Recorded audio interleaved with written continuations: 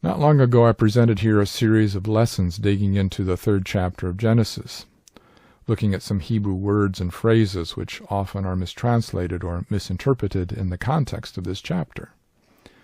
Since then I've been asked to explain Genesis chapter 2, verse 18, where we read in the King James Version, "And the Lord God said, It is not good that the man should be alone. I will make him an help meet for him."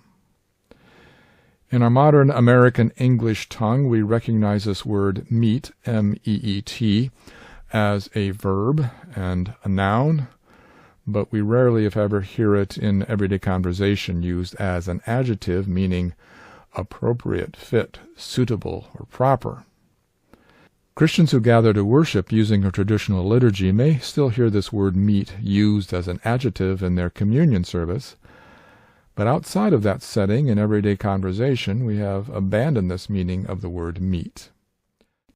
So over the generations, people began to misread Genesis 2:18, breaking up this phrase, meet for him, which means appropriate for him, and combine the word meet with the word that comes before it, and creating a whole new word, help meet.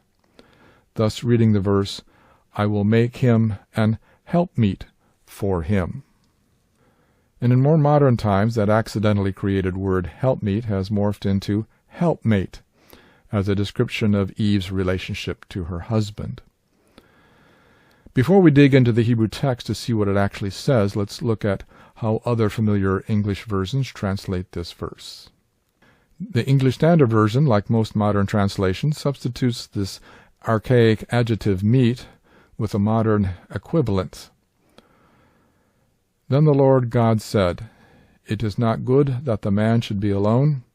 I will make him a helper fit for him, with a footnote suggesting that the phrase a helper fit for him could also be translated a helper corresponding to him. The New American Standard Bible follows suit with, Then the Lord God said, It is not good for the man to be alone. I will make him a helper suitable for him, also with a footnote suggesting, as ESV did, a helper corresponding to him. The NIV is similar to the NASB, but without the footnote. And the New King James Version abandons the old KJV adjective meet and its modern English equivalents, and opts for a translation that the ESV and NASB relegate to a footnote. The New King James Version reads, And the Lord God said, It is not good that the man should be alone. I will make him a helper comparable to him. So let's dig into the Hebrew text and see what we find. We go to BibleHub.com/interlinear, click on Hebrew Interlinear Chapters. We're already in the book of Genesis, so we select chapter 2 and scroll down to verse 18. Again, reading Hebrew from right to left. And Yahweh God said. Now, if you've been following this series exploring the Hebrew text of the Old Testament, you may have picked up that in a typical Hebrew sentence, the first word of the sentence is usually the main verb, followed by the subject of the verb. Va'omer Yahweh Elohim. And Yahweh God said, Lo tov, it is not good, ha'adam, for the man to be alone. I will make for him a helper as his counterpart. This is the phrase that the King James Version translates as, and help meet for him. Before we dig into this word kenegdo, the word that the interlinear translates as his counterpart, let's take a look at the first word in this phrase, etzer, translated here as helper. We click on Strong's Concordance number above this word. The word that we find as the dictionary form etzer is identical to the form that we find in Genesis 2, verse 18. It's a noun. Its meaning is simple and straightforward, help or helper. What I find interesting about this word, as it is used in the Hebrew Old Testament, we discover over here on the right side of the page all the list of verses in the Bible where this word appears. This word appears as a noun only 21 times in the Old Testament, and a great majority of these verses identify God as Eitzer, the helper. Here in Genesis 2, God is in the process of giving Adam his helper, and not just a helper, but a lifelong companion. So now let's dig into the second word of this phrase, kenegdo. The blue text below this word alerts us that this one word in the Hebrew text is actually a three-word phrase, as it would be translated into English. The prefix kaf is a preposition, which in this context means as or for, and the waw suffix with a vowel point above it gives the syllable the O sound. This is equivalent to the English pronoun his. The three letters in the middle compose the word that we're interested in, which we find when we click on Strong's Concordance number above the word. The word is neged. In some contexts, it is a preposition or an adverb, or as a substantive, it can take on the role of a noun. Context is the key to figuring out what the word means in each instance and how it should be translated. Definitions offered here include before, meaning in front of, or in the presence of, or in opposition to, or a matching counterpart or mate. This word appears 150 times in the Hebrew Old Testament, so that gives us a lot of examples to illustrate various contexts and meanings of neged.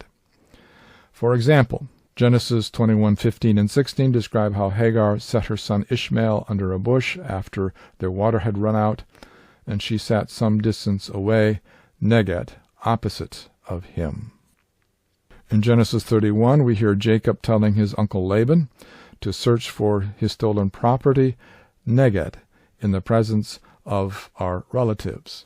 In Genesis 33, verse 12, Esau offers to his twin brother Jacob to go lenedekah, before you into Canaan, an offer which Jacob declines.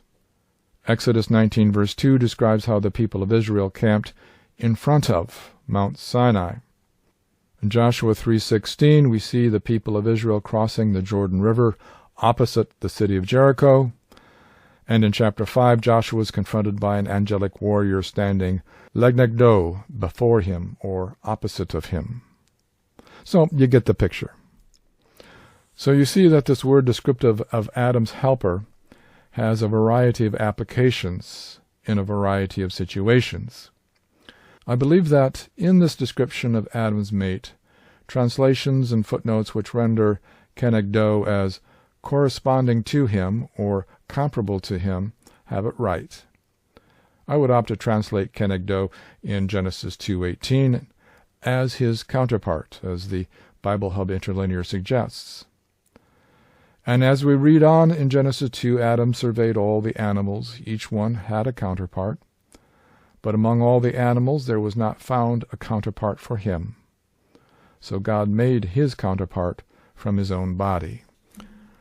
I find it interesting that this theme of complementary partnership between husband and wife in the opening chapters of the Old Testament is echoed in the closing chapters of the Old Testament, where we read in Malachi chapter 2. This is another thing you do. You cover the altar of the Lord with tears, with weeping and groaning, because he no longer regards your offering or accepts it with favor from your hand. Yet you say, for what reason?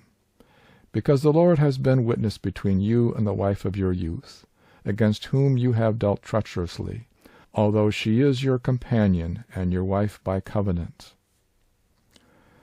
The NIV and several other versions render that last phrase in verse 14, although she is your partner, the wife of your marriage covenant. I like that. So, what is the Hebrew word that is here in Malachi translated as companion or partner? I leave that for you to explore in the Bible Hub Interlinear. And while you're at it, go back to this page in the lexicon, where we examined the noun Eitzer, helper, and click on either one of these links to the root verb atzar, and browse the list of verses in the concordance, looking for various contexts and applications of the verb that means to help.